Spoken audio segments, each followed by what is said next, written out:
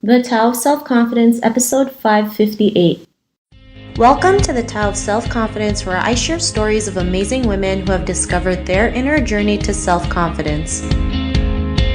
Visit our website at thetaoofselfconfidence.com. Your inner journey to self-confidence awaits. Well, hello, friend. Welcome to the Tao of Self-Confidence, where I share stories of amazing women who have discovered their inner journey to self-confidence.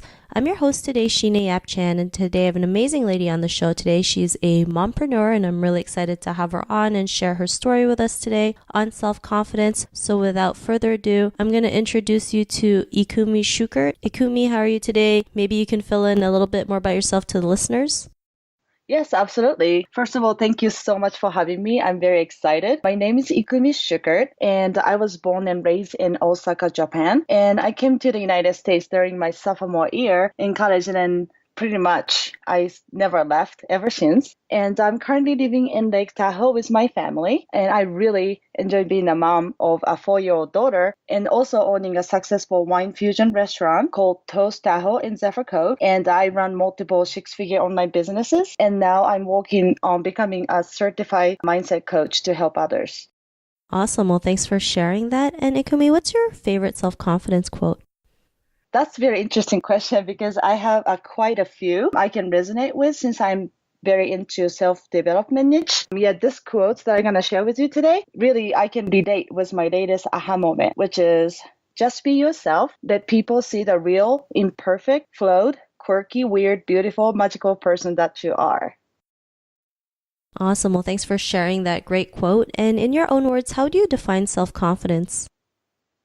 So accept who you are and enjoy being yourself. I'm not just saying to just let things go and then be complacent. We, especially being a women, we need to focus balancing our mind, body, and soul. But how we do that, I usually start each day with my morning ritual, which is including like meditation, affirmation, send love and appreciation, journal, trail running in the forest while I'm listening to the audiobook. When your body, mind, and soul aligns, you feel the ultimate power within you.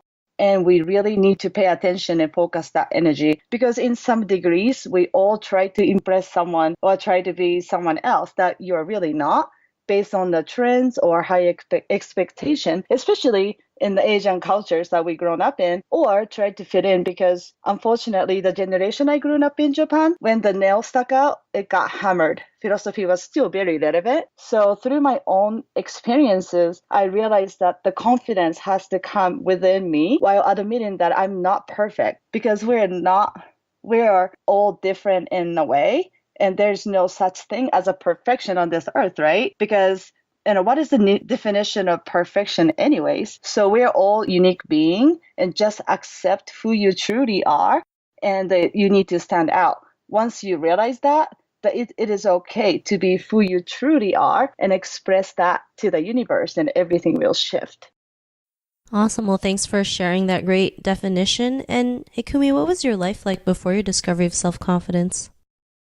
As I mentioned, in my culture I grew up in, when the nail stuck out and then it got hammered, philosophy was still relevant. I had to fit in. And that was really difficult to me because I had to dress the same as everyone else and then I couldn't stand out. And I went to the prestigious women only private school, so the expectations were even higher. And everybody had dark straight hair and not allowed to walk with my hands in a pocket. The school uniform has to be 10 centimeter below the knee, and there's zero uniqueness and just follow their rules, or you're going to be suspended or expelled. So one day, this is a very interesting incident. I was called to the principal's office, and I asked the reason why I'm here, and they said just because you stood out. So instead of accepting that is a gift, shining in the crowd, but instead I was very struggling to blend in. Now also, the expectation from the family, not only necessary the direct family, but more lively thing going on from the distant family, how good a piano player I am or how did I do on the exam to get into the certain famous university. This I must impress or I have to perform to execute perfectly mentality really crashed me over and over and over and again. Thanks for sharing that. And that's insane how, in your school, like you all had to do the same exact thing, right? Not have that Yeah. form of self-expression and getting in trouble just for standing out, which is crazy because like we were born to stand out. We were born to be unique and not be the same as everyone else. And what was that point in your life when you realized you were more than enough to go out there and be who you truly are? What was that aha moment? I was challenged at my husband Carl's event, Zero to Scale in Austin last year. And I wasn't really into speaking in front of the public, but I spontaneously stood up and shared my thoughts in front of the big audience. And I was, always faced the fear of what if people don't understand my accent? Because, I was born and raised in Japan, so I wasn't grown up here. So I always had like a weird self-esteem issue with my accent. But that moment, the advice from my mom flashed in my brain and say, you know what? My mom said, if people make fun of your accent, ask them how many languages they speak. And she said, I bet they can only speak one. You can speak two. So screw them and go out there and show them. So I did that. And, I also always wanted to inspire and help people, but struggling how to. Now, this is the experience made me very realize that it is okay to show imperfect self and take them to the journey of my process getting where I want to be. That's way more powerful than, hey, look, I made it. Here's how I did it. Because people love story and people can resonate that. So be the superhero on your own story. That's pretty much the aha moment that I got. Thanks for sharing that. And I think that's great that your mom, encouraged you to go up on stage regardless of, what you were feeling. I know a lot of people when they have their fears, it's so scary sometimes, right? But when you have someone push you to just do it, it's not as bad as we think, right? So I think that's great. And, because of these realizations, what's your life been like now?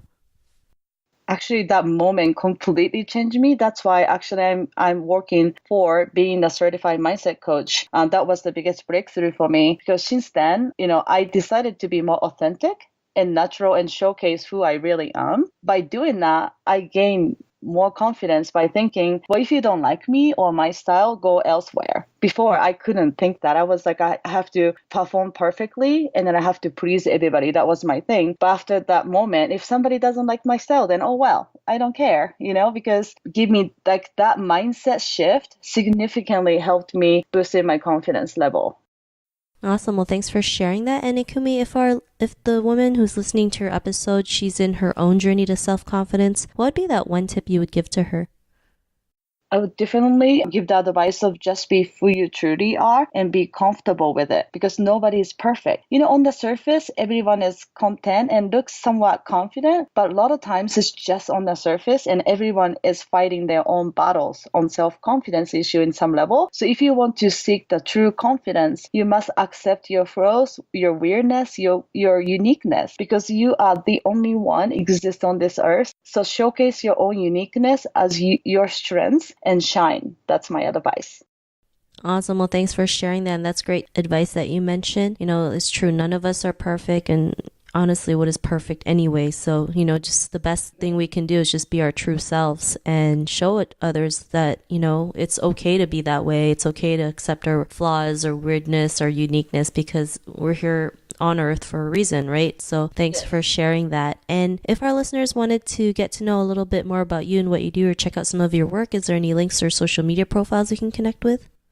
Yes, absolutely. On Facebook, you can find me Ikumi Schuckert, which is IKUMISCHUCKERT. And then I also have a blog. It's called massiveactiontaker.com. Yeah, which is the blog that I share. You need to overcome any fears by taking action. That's the message on that blog. Thanks for sharing that. And to our listeners, if you want to connect with Ikumi, you can also head on over to the taoofselfconfidence.com and search for Ikumi's name. Her show notes will pop up along with everything else that we talked about. And I really just want to thank Ikumi for taking the time to share her story and tips with us on self-confidence. So thank you so much, Ikumi. Thank you so much for having me. Not a problem. It was really great having you on the show. And to our listeners, be on the lookout for another new episode of another amazing woman's journey to self-confidence. And we'll talk to you soon. Bye for now. Thank you for tuning in to another amazing episode of the Tao of Self-Confidence. Get your free audiobook by visiting our website at thetaoofselfconfidence.com. Your inner journey to self-confidence awaits.